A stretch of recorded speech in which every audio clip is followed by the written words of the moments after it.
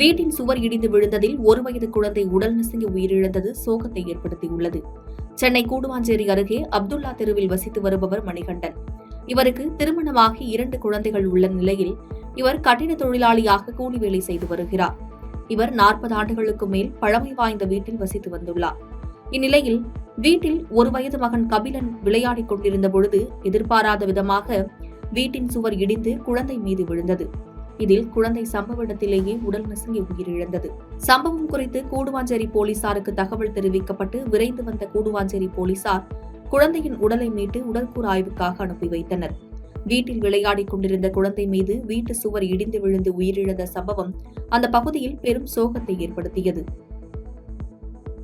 பாதகம் செய்பவரை கண்டால் நாம் பயங்கொள்ளலாகாது பாப்பா, மோதி மிதித்து விடு பாப்பா, அவர் முகத்தில் உமிழ்ந்து விடு பாப்பா. அண்மை செய்திகளை உடனுக்குடன் தெரிந்து கொள்ள இணைந்திருங்கள் இயம்நாடு தொலைக்காட்சியுடன்.